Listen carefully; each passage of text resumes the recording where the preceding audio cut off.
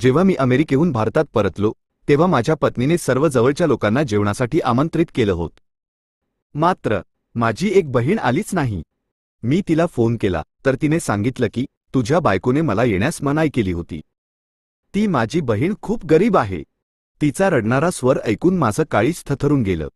मला बायकोवर प्रचंड राग आला. मी लगेच जेवणाचे डबे भरले आणि बहिणीच्या घरी जायला निघालो. पण तिथं पोहोचल्यावर पाहिलं की घराला कुलूप होतं आणि तिचा फोनही बंद लागत होता. मी पुन्हा घराकडे निघालो, पण परतीच्या वाटेवर असं काही दृश्य माझ्या डोळ्यासमोर आलं की माझं डोकं लाजेनं खाली झुकलं. असं वाटलं की जमीन फाटावी आणि मी त्यात शिरून जावं. कारण समोर माझी बहीण. राकेश 4 वर्षांनंतर अमेरिकेतून आपल्या मायदेशी परत आला होता. त्याच्या मनात खूप सारे आनंदाचे क्षण, भावना आणि असंख्य प्रश्न होते. दरवाजा उघडताच मुलं धावत आली. बाबा आले, बाबा आले. राकेशने त्यांना मिठीत घेतलं. त्यानंतर त्याने आपल्या मुलीला उचलून घेतलं आणि मुलाच्या केसांवरून हात फिरवला. नीतू दरवाजाजवळ उभी राहून हसत होती. ती म्हणाली, तुमच्याविना हे घर अपूर्ण वाटायचं, पण आता मात्र घर आतून उजळून निघालं होतं. प्रत्येक कोपऱ्यात प्रकाश आणि रंग होते.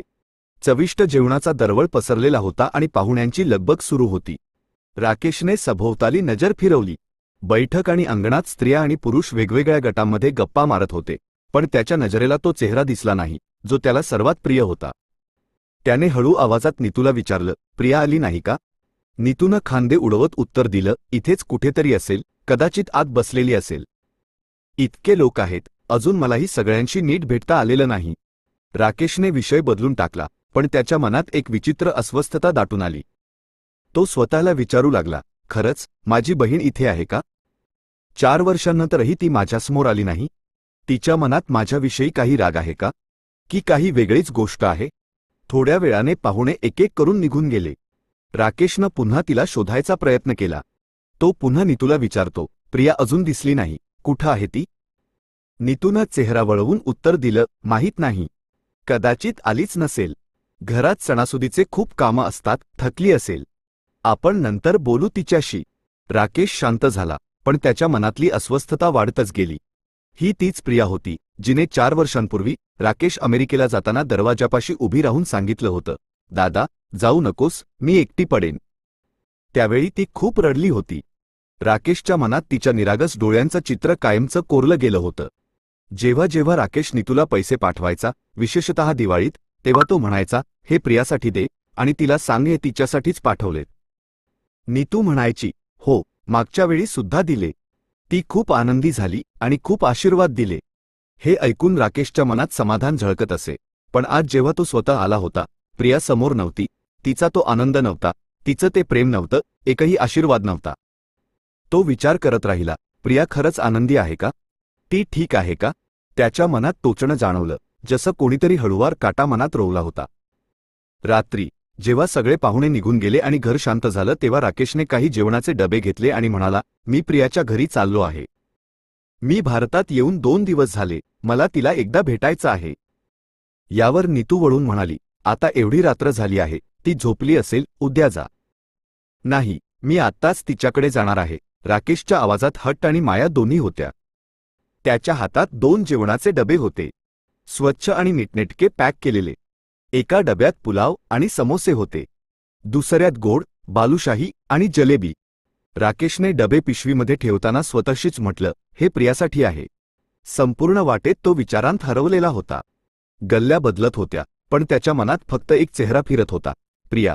काही वेळात तो त्या जुन्या घरासमोर पोहोचला, जे त्याच्या आईनं प्रियासाठी सोडलं होतं. राकेशच्या मनात विचार आला, आता ती दरवाजा उघडेल आणि मला मिठीत घेईल. 4 वर्षांचं अंतर एका क्षणात मिटून जाईल. पण जसं तो दरवाजाजवळ पोहोचला, त्याचे पाय थबकले. दरवाजावर कुलूप होतं, तेही गंजलेलं, जणू अनेक वर्षांपासून कोणी उघडलंच नव्हतं.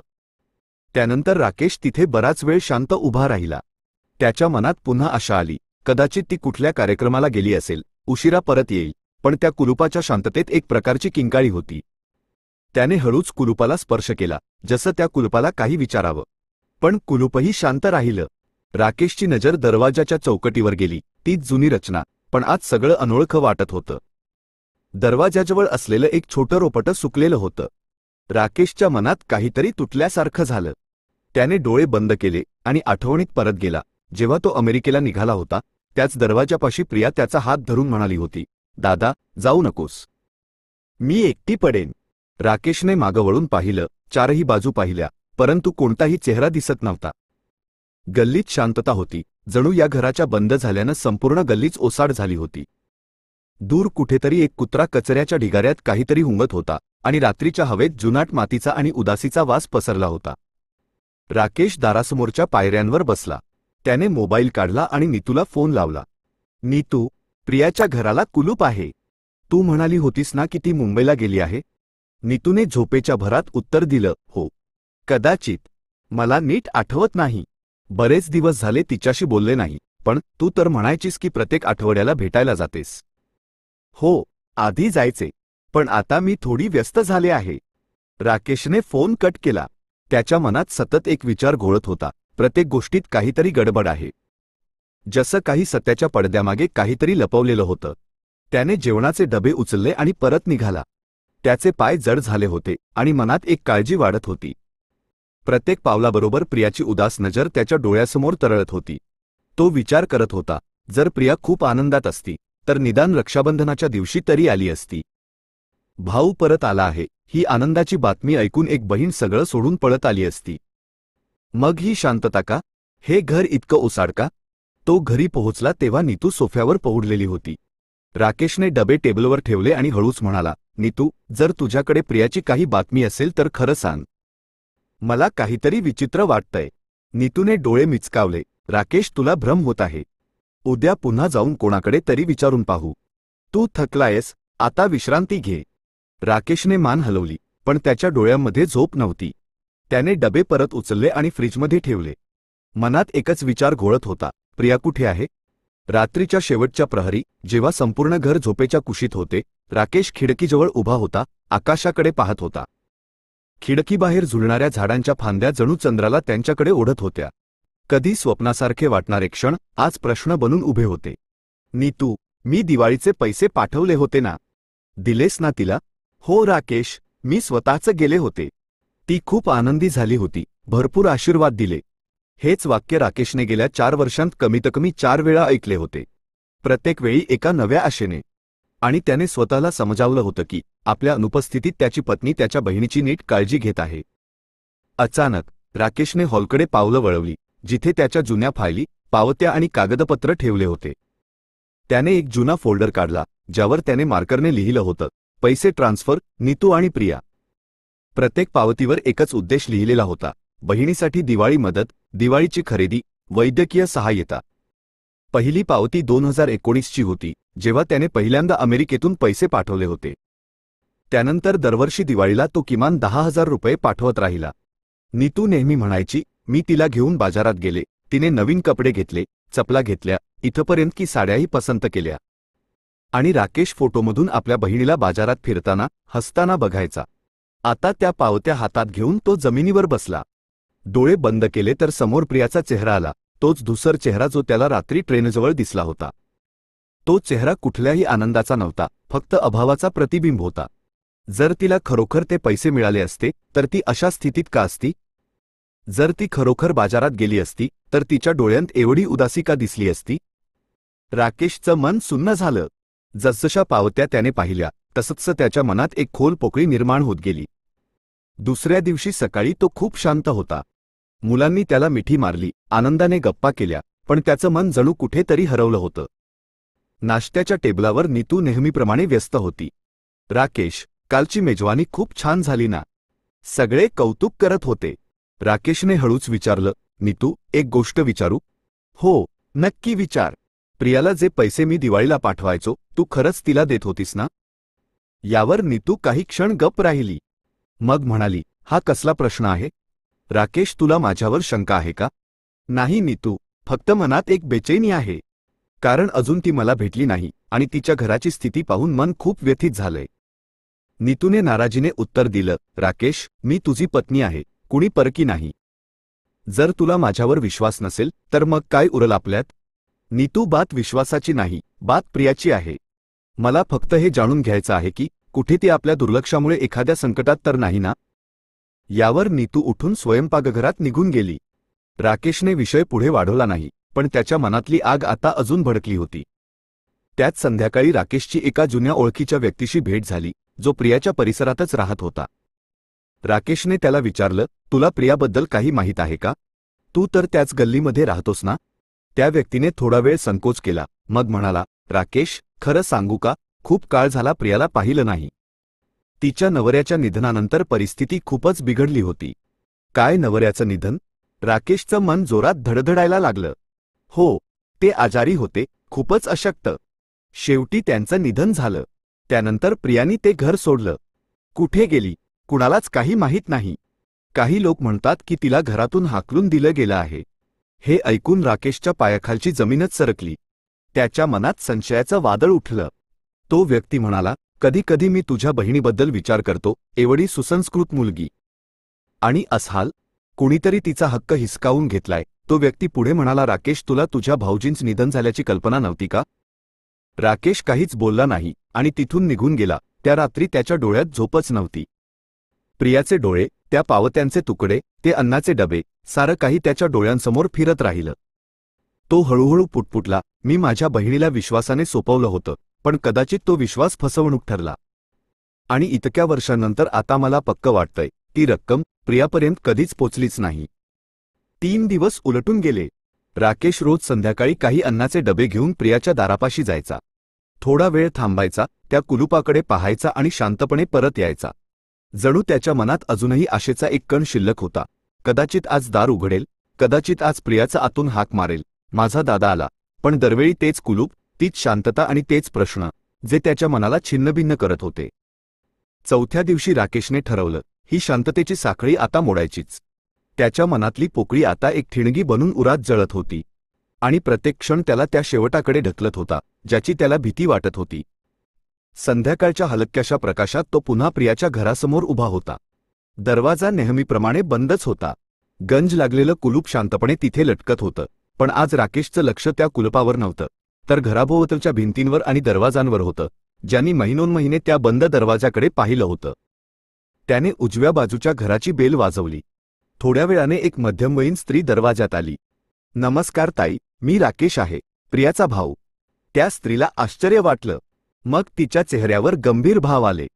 हो, ओळखलं बेटा, खूप वर्ष झाली तुला पाहून. कुठे होतास? ताई, मी अमेरिकेत होतो. 4 दिवसांपूर्वीच आलोय. रोज प्रियाच्या घरी येतो, पण दरवेळी कुलूपच दिसतं. काही माहीत आहे का तुम्हाला, ती कुठे गेली? त्या बाईंनी खोल श्वास घेतला आणि म्हणाल्या, बेटा, हे घर तर बऱ्याच महिन्यांपासून बंद आहे. आता राकेशला श्वास घ्यायला कठीण झालं. काही महिन्यांपासून, हो, आधी कधीतरी घरात दिवा लागताना दिसायचा, पण गेले 8 ते 9 महिने तर कुणी आलं गेलंही नाहीये. आणि ती कुठे राहते याच्याही काही थांगपत्ता नाही. तिचा नवरा, मूल, मंदिराचं काम, सगळं संपलं. तिचा नवरा खूप आजारी आणि कमजोर होता. 2 वर्षांपूर्वी तो मरण पावला. आणि त्यानंतर काही दिवसांनी प्रियाही हे घर सोडून गेली. कुणीतरी म्हणतं तिला हाकलून दिलं, कुणी म्हणतं तीच स्वतः गेली. सत्य काय हे फक्त देवच जाणे, पण इतकं मात्र नक्की, ती आता इथे राहत नाही. राकेशच्या डोळ्यांत अविश्वास होता. जणू त्याला ऐकलेलं खरं वाटेना. ताई, तुम्ही कधी नीतूला पाहिलं का इथे येताना? माझ्या पत्नीला? त्या स्त्रीने थोडंसं हिचकत उत्तर दिलं, हो, सुरुवातीला कधीमधी यायची. पण गेले 2 वर्ष एकदाही दिसली नाही. आता मात्र राकेशचं काळीच सुन्न झालं. तो काहीच न बोलता परत वळला, जणू एखादा हरलेला सैनिक रणांगणातून माघारी फिरतो तस. घरी पोहोचल्यावर त्याने नीतूला बोलावलं आणि विचारलं, नीतू, खरं खरं सांग, माझी बहीण प्रिया कुठे आहे? नीतू घाबरली आणि म्हणाली, मी तर सांगितलं होतं ना, कदाचित ती मुंबईला गेली असेल. मला खात्री नाही. राकेश, तुला माझ्यावर शंका आहे का? नाही, मी फक्त माझी बहीण शोधतोय. ती ज्या घरात राहत होती ते तर अनेक महिन्यांपासून बंद आहे. लोक म्हणतात ती घर सोडून गेली. कुणी म्हणतं तिला बाहेर काढलं. आणि तू म्हणतेस कदाचित मुंबईला गेली असेल? नीतूने नजर वळवली. राकेश, तू हे सगळं का विचारतोयस?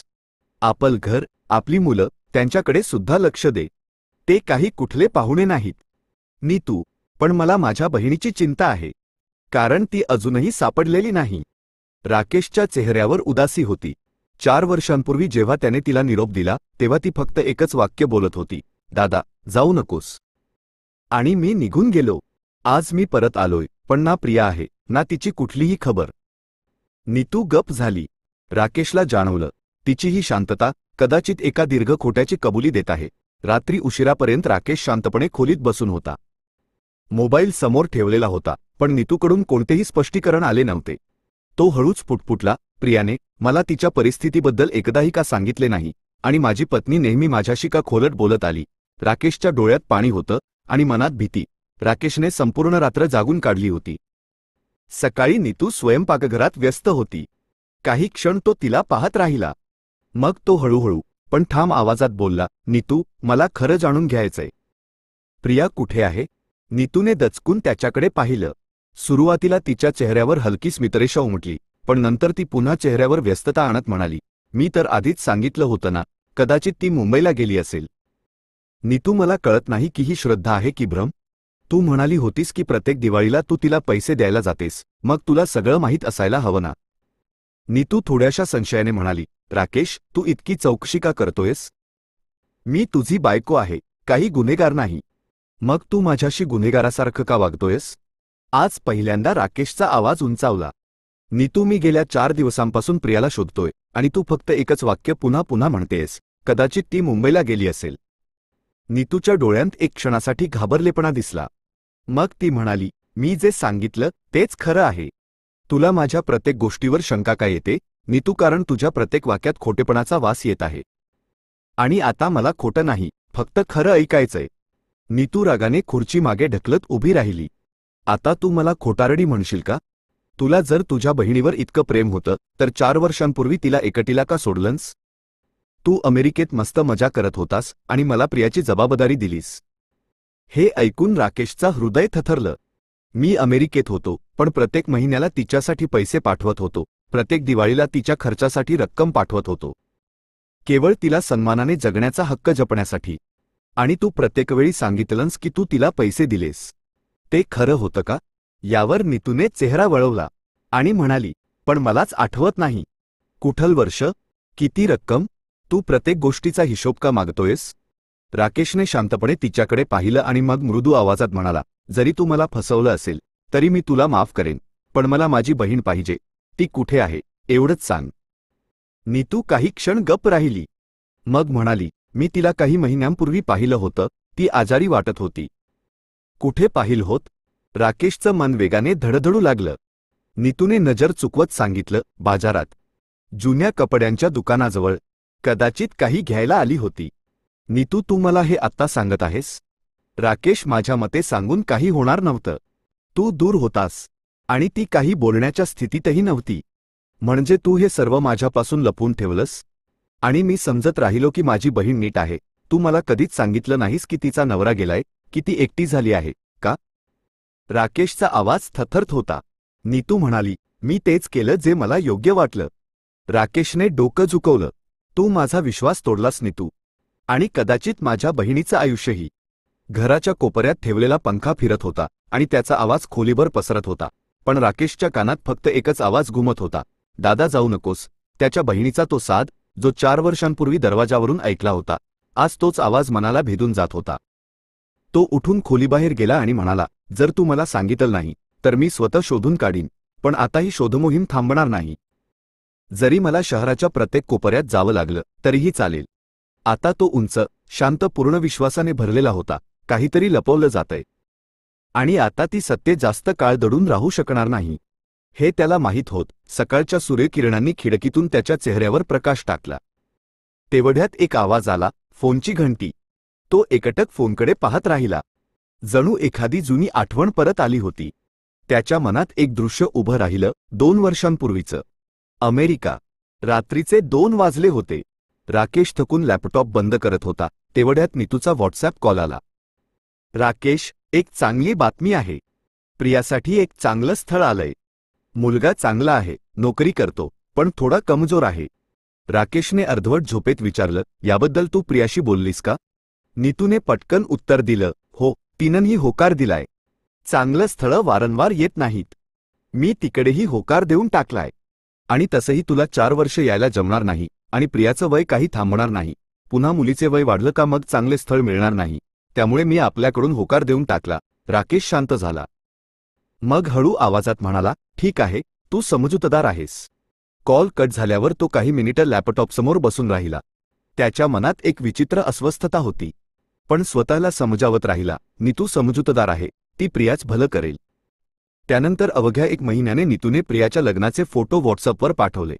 जेव्हा राकेशने फोटो उघडले आणि पाहिले तर असं वाटलं, जणू काहीतरी आतून तुटून गेलं. प्रिया पारंपरिक पेहरावात होती, पण तिच्या डोळ्यांत ती चमक नव्हती जी नववधूच्या डोळ्यांत असते. तिच्या ओठांवरचं हास्य जबरदस्तीचं वाटत होतं आणि चेहऱ्यावर एक हलकीशी उदासीची सावली, जणू ती आतून रडत होती. राकेशने ते फोटो परत परत पाहिले. तिचे डोळे, कपाळ, हात, प्रत्येक वेळी मनात तोच प्रश्न उमटत होता, ही खरोखर आपलीच प्रिया आहे का? तीच का जी लहानपणी सतत हसत खेळत असायची?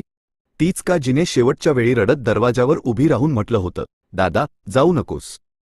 त्या क्षणी राकेशने स्वतःलाच समजावलं, कदाचित कॅमेऱ्याचा अँगल बरोबर नसेल किंवा ती दमलेली असेल, पण आता जेव्हा सत्याचे पडदे एकामागोमाग एक उघडू लागले, तेच फोटो आता त्याच्या हृदयात खंजिरासारखे रुतत होते. राकेशने कपाट उघडले आणि ती फाईल बाहेर काढली, ज्यामध्ये त्याने प्रियाच्या लग्नाचे फोटो सांभाळून ठेवले होते. फोटो उघडताच पुन्हा तेच दृश्य समोर उभं राहिलं, प्रियाचा झुकलेला चेहरा, मावळलेले डोळे आणि एक विचित्र भीती. यावेळी राकेशने फोटो नीट पाहिला. मागे काही स्त्रिया होत्या, नीतूचे नातेवाईक आणि काही अनोळखी चेहरे. पण प्रियाच्या आजूबाजूला एकही ओळखीचा, आधार देणारा चेहरा नव्हता. ना कुठली आईसारखी सावली, ना कुठलाही वडिलांसारखा आधार, फक्त एकाकीपणा आणि शांततेचा ताणलेला क्षण. राकेशने फोटोला बोटांनी अलगद स्पर्श केला आणि स्वतःलाच विचारलं, मी का नाही आलो? का नाही थांबलो? त्याला आठवलं, त्यावेळेस अमेरिकेतून परत येणं शक्य नव्हतं. बॉसचा दबाव आणि वेळेची कमतरता, सगळं होतं. पण आता ते सगळं फक्त बनाव वाटू लागलं. मी माझ्या बहिणीला एकटं सोडलं आणि कदाचित माझ्या अनुपस्थितीनेच तिच्या आयुष्यात अंधार पसरला. अचानक राकेशच्या मनात एक विचार चमकून गेला. लग्नानंतर त्याने कधीच प्रियाशी थेट संवाद साधला नव्हता. प्रत्येक वेळी नीतूच फोन घेत असे, प्रिया स्वयंपाकात आहे, थकली आहे, झोपली आहे, नंतर बोलण करून देते. पण एकदाही नीतूने फोन प्रियाला दिला नाही. राकेशने कपाळावर हात मारला, मी इतका आंधळा कसा झालो? इतके स्पष्ट संकेत होते आणि मी प्रत्येक वेळी विश्वास ठेवला. राकेशचं मन आता साक्ष देत होतं, प्रियाचं लग्न नीतूने जबरदस्तीने लावलं होतं. कदाचित प्रियाची इच्छा विचारलीच गेली नव्हती. हा संबंध योग्य नव्हता, फक्त नीतूसाठी एक सोपा मार्ग होता, आपल्या जबाबदाऱ्यांपासून सुटका करण्याचा. आता राकेशचा संशय खात्रीत बदलला होता. त्याने मनातल्या मनात पुटपुटलं, प्रियाने कदाचित माझ्या अनुपस्थितीत मदतीसाठी हाक मारली असेल. पण ती हाक माझ्यापर्यंत पोहोचलीच नाही आणि नीतूने ती हाकच दाबून टाकली. राकेशने फोटो बंद केले, फाईल जागेवर ठेवली. पण यावेळी मनात एक वचन होतं, आता मी शांत बसणार नाही. मी प्रियाला शोधून काढणारच आणि तिच्याकडून जे काही हिरावून घेतलं गेलं ते तिला परत देणारच. त्या रात्री राकेशने पहिल्यांदा अंतःकरणातून प्रार्थना केली, हे परमेश्वरा, मला माझी बहीण परत दे आणि मला ती हिंमत दे की मी तिच्यासाठी लढू शकेन. तिचा हक्क, तिचा सन्मान, तिचं आयुष्य तिला परत मिळवून देऊ शकेन. त्या काळात दिवाळीचा पवित्र महिना सुरू होता. प्रत्येक रात्री मंदिरात प्रकाश होता, भजनांचे सूर घुमत होते. राकेश त्यातलाच एक होता, जो दररोज मंदिरासमोर बसून मन लावून भजन ऐकत असे, नम्रतेने डोळे मिटून डोळ्यात पाणी आणून प्रार्थना करत असे. त्या रात्रीही तो आपल्या वस्तीतील मंदिरात गेला होता. मन ओथंबून भरलेलं, मनात प्रश्नांचं वादळ आणि ओठांवर फक्त एकच प्रार्थना, हे देवा, मला माझी बहीण परत दे. भजनानंतर जेव्हा तो बाहेर आला, हवेत थोडा गारवा होता आणि एक मंद सुवास. जणू आकाशातून शांतता खाली उतरली होती. पण राकेशचं मन अस्वस्थ होतं. तो हळूहळू मंदिरासमोर असलेल्या बाजाराच्या दिशेने गेला, जिथे दररोज काही संस्था अन्नवाटप करायच्या. आज तिथे खूप गर्दी होती.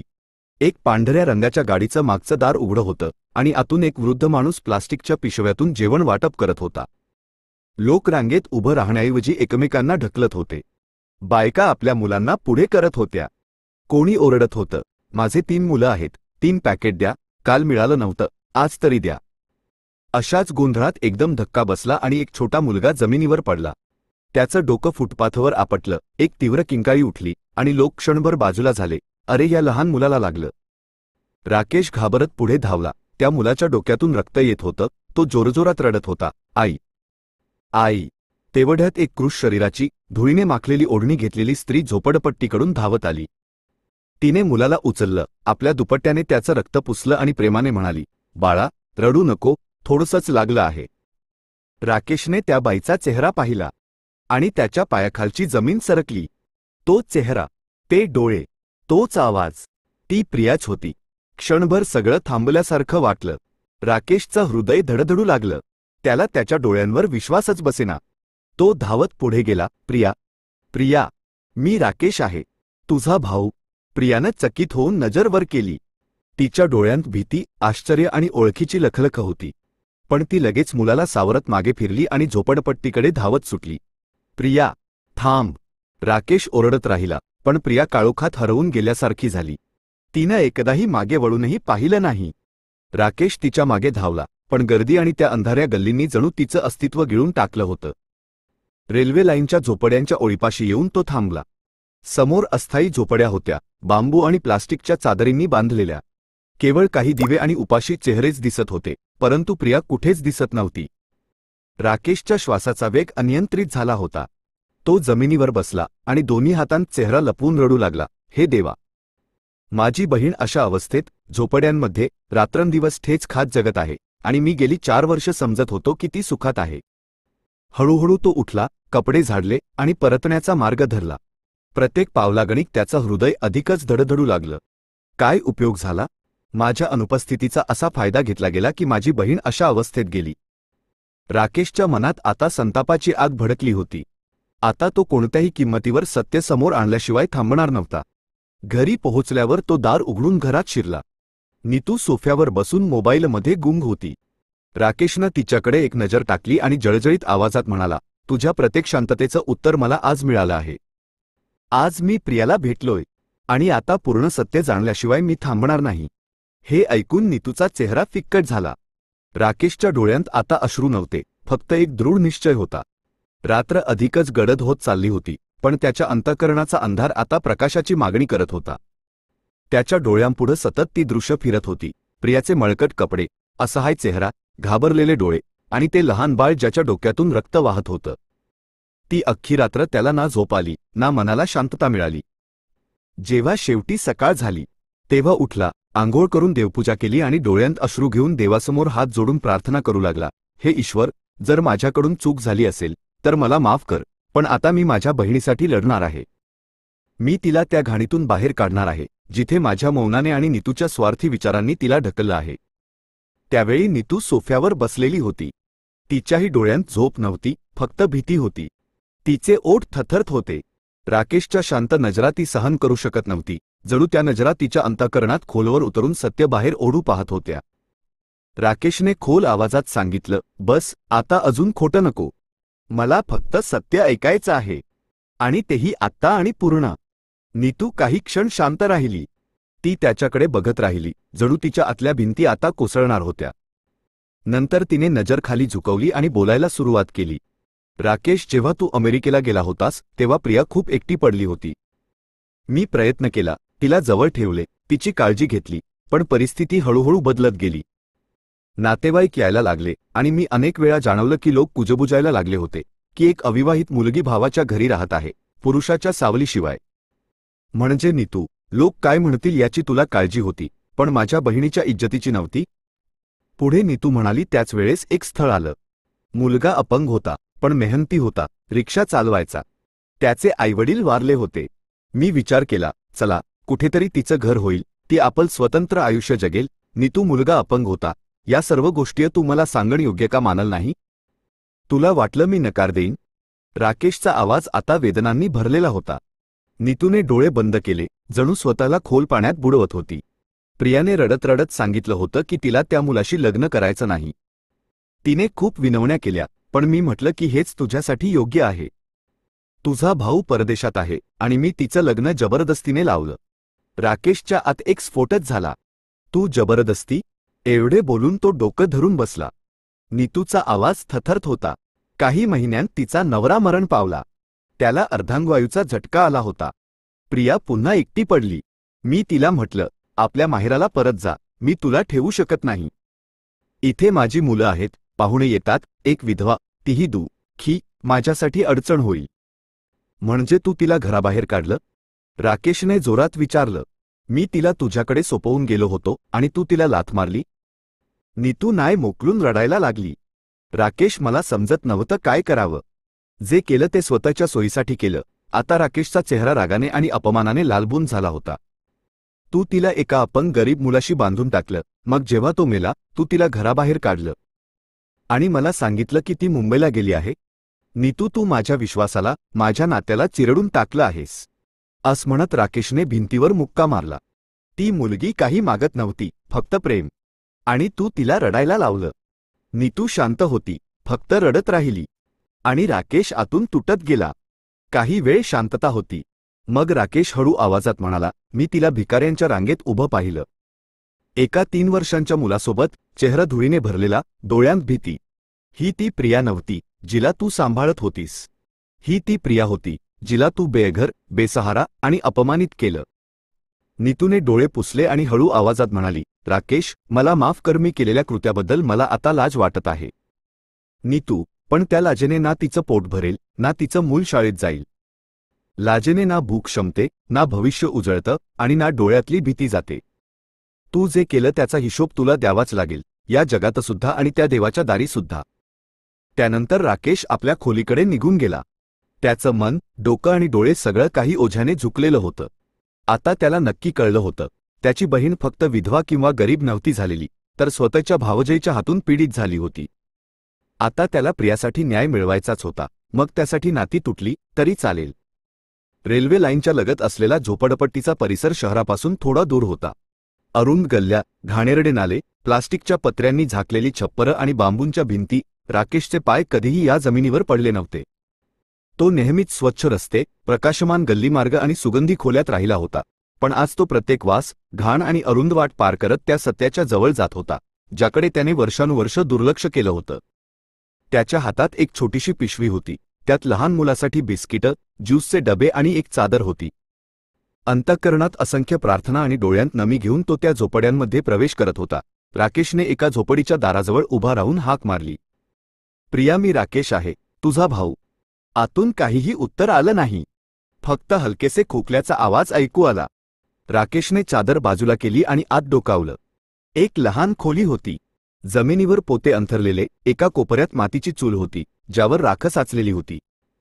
दुसऱ्या कोपऱ्यात एक मडके आणि एक फाटक ब्लँकेट होत. भिंतीला टेकून एक धुरकट चेहरा डोळे बंद करून बसलेला होता. चेहरा खूपच अशक्त, फिकट आणि थकलेला, केस विस्कटलेले, चेहऱ्यावर रोगांनी झळाळलेले चिन्ह. तिच्याजवळ एक लहान मूल बसलेलं, त्याचं पोट फुगलेलं आणि डोळे आत गेलेले. ते पाहून राकेशचं मन हेलावून गेलं. प्रिया. प्रियाने हळूहळू डोळे उघडले. काही क्षण ती राकेशकडे पाहत राहिली, जणू तिला विश्वासच बसत नव्हता. मग अचानक तिच्या ओठांतून निघालं, दादा, आणि ती फुटफुटून रडू लागली. राकेश धावत तिच्या जवळ गेला आणि तिला आपल्या छातीशी घट्ट बिलगावून म्हणाला, प्रिया, मला माफ कर. प्रिया लहान मुलासारखी बिलगून रडत होती. तिचे अश्रू राकेशच्या शर्टला भिजवत होते आणि राकेशचं हृदय वितळत होतं. दादा, तू मला का सोडलं होतं? मी एकटीच राहिले. सगळ्यांनी मला नाकारलं. तू सुद्धा आला नाहीस. राकेशच्या डोळ्यांत पाणी आलं. नाही प्रिया, मला तुला कधीच एकट सोडायचं नव्हतं. मी समजत होतो की तू आनंदात आहेस. तुझी वहिनी नेहमी सांगायची की तू ठीक आहेस. तिने मला खोट बोलून नेहमी अंधारात ठेवलं. पण आता नाही. मी आलोय. प्रियाच लहान मूल जोरजोराने रडू लागल. राकेशने पिशवीतून ज्यूसचा डबा काढला आणि त्याच्या ओठांवर लावला. मुलगा त्वरित प्यायला लागला, जणू तो कित्येक दिवसांपासून उपाशी आहे. राकेशने प्रियाला पाणी दिलं. तिचे हात थरथरत होते. तू काही खाल्लं आहेस का प्रिया? प्रिया डोकं हलवत नाही म्हणाली, कालपासून काही खाल्लं नाही. काम मिळालं नाही. कालची रात्र उपाशी गेली. राकेशच्या अंतर्मनात रागाच्या ज्वाळा भडकल्या. राकेशने प्रियाला विचारलं, तू इकडे कशी आलीस? प्रियाने हळू आवाजात उत्तर दिलं, काही झोपडपट्टीवाल्यांनी मदत केली, पण इथेही दररोज टोमणे, ढकलाढकली. मी फक्त माझ्या मुलासाठी जिवंत आहे. राकेशने तिच्या डोक्यावर हात ठेवला आणि म्हणाला, आता तू एक दिवसही इथे राहणार नाही. तू माझ्यासोबत येशील? आत्ताच. प्रियाने अश्रूंनी भरलेल्या डोळ्यांनी विचारलं, दादा, तू मला घेऊन जाणार? आता तर मी स्वतःच्या निर्णयाचीही हकदार राहिलेली नाही. प्रिया, तुझा हक्क, तुझा सन्मान, तुझं आयुष्य, सगळं मी परत आणीन. प्रियाने राकेशचा हात पकडला आणि पहिल्यांदाच तिच्या चेहऱ्यावर एक हलकीशी आशेची स्मित उगवली, जणू बऱ्याच दिवसांनंतर तिला वाटलं की ती आता एकटी नाही. राकेशने त्या झोपडीतील खोलीकडे एक शेवटचा कटाक्ष टाकला, जिथे एका बहिणीची बेबसी, भूक आणि वेदना कैद होत्या. त्याने डोळे पुसले आणि हळू आवाजात म्हणाला, प्रिया, मी वचन देतो, जे काही झालं ते गेलं. आता प्रत्येक क्षण, प्रत्येक दिवस तुझ्या सन्मानाचा, तुझ्या आनंदाचा आणि तुझ्या नव्या आयुष्याची सुरुवात असेल. आणि तो तिला घेऊन निघून गेला, एका नव्या दिवसासाठी, नव्या प्रवासासाठी आणि नव्या न्यायाच्या शोधात. रात्रीचा अंधार पूर्णतः हटलेला नव्हता, पण राकेशच्या मनात एक नवी प्रकाशाची किरण जागृत झाली होती. प्रिया आता त्याच्या सोबत होती, कमजोर, आजारी, जखमी, पण आता ती एकटी नव्हती. सकाळच्या ताज्या हवेत जेव्हा राकेश आपल्या बहिणीला आणि तिच्या मुलाला घेऊन घरी परतला, त्याचे पाय ठाम होते आणि डोळे आत्मविश्वासाने भरलेले होते. घराचं दार उघडलं तर नीतू दाराशी उभी होती. तिच्या चेहऱ्यावर आश्चर्य, अस्वस्थता आणि थोडी ती घाबरलेली दिसत होती. प्रियाला पाहून ती जणू दगडासारखी स्तब्ध झाली. राकेशने काहीही न बोलता प्रियाला घरात घेतलं आणि तिला गेस्ट रूममध्ये बसवलं. त्यानंतर एक ब्लँकेट दिलं, पाणी दिलं आणि तिच्या मुलाला मिठीत घेऊन सावरण्याचा प्रयत्न केला. मग तो नीतूच्या जवळ गेला. नीतू, मी आज एक निर्णय घेतलाय आणि यावर कुठलीच चर्चा होणार नाही. नीतूने डोळे बंद केले, जणू तिला जाणवत होतं की पुढची गोष्ट वेदनादायक असेल. पुढे राकेश म्हणाला, नीतू, मी तुला घटस्फोट देतोय. ते ऐकून नीतूच्या पायाखालची जमीन सरकली. राकेश, तू शुद्धीत तर आहेस ना? हो नीतू, मी पूर्ण शुद्धीत आहे आणि याच शुद्धीत हे ठरवलंय. हे पाऊल मी उचलतोय कारण तू माझ्या विश्वासाला, नात्याला आणि माझ्या बहिणीला चिरडून टाकलंस. तिची अशी अवस्था, तिची किंकाळी, तिचे अश्रू कदाचित तुझ्या पायावर ओरखडे उमटवू शकले नाहीत, पण माझ्यासाठी ते प्रत्येक रात्रीच एक भयावह स्वप्न बनले. नीतू रडायला लागली आणि म्हणू लागली, राकेश, माझ्याकडून चूक झाली होती, पण ही शिक्षा का गरजेची आहे? नीतू, ही शिक्षा नाही, न्याय आहे. जे वर्ष मी तुझ्यासोबत घालवले ते तुझा अधिकार होता, पण जी वर्ष माझ्या बहिणीने तडफडत घालवली त्याचा हिशोब तुला द्यावा लागेल. त्यानंतर राकेशने वकिलाला फोन केला आणि तत्काळ घटस्फोटाची कायदेशीर प्रक्रिया सुरू केली. पुढचे काही दिवस राकेशसाठी एखाद्या मोहिमेपेक्षा कमी नव्हते. त्याने प्रियाला जवळच्या क्लिनिकमध्ये नेले, जिथे समजले की ती तीव्र कुपोषण, रक्ताच्या कमतरतेने आणि मानसिक तणावाने ग्रस्त आहे. डॉक्टरांनी तिला संपूर्ण विश्रांती, स्वच्छ वातावरण आणि मानसिक शांततेची गरज असल्याचं सांगितलं. राकेशने घरात प्रियासाठी एक नवीन खोली तयार करून घेतली, ज्यात मौसूत अंथरूण, प्रकाशमान वातावरण आणि आरामदायक हवा होती.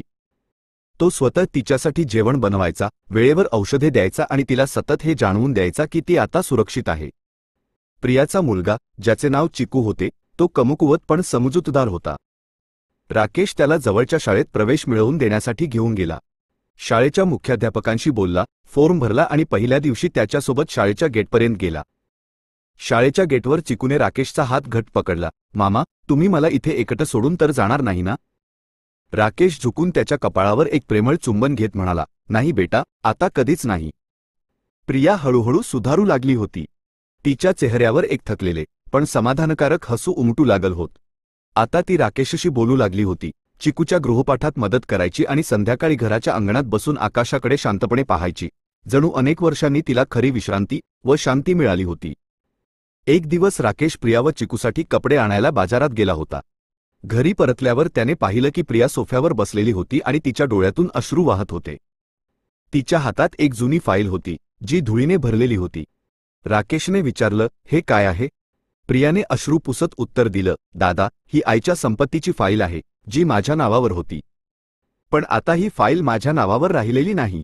ते ऐकून राकेशला धक्काच बसला. प्रियाने सांगायला सुरुवात केली, जेव्हा माझ्या नवऱ्याचं निधन झालं आणि तू अमेरिकेत होतास, तेव्हा एक दिवस नीतू आली. तिने म्हटलं की या घराची देखभाल करणं कठीण आहे. मग काही कागदांवर तिने माझ्याकडून सही करून घेतली. मी वाचलं नाही, फक्त सही केली. राकेशने ती फाईल हातात घेतली.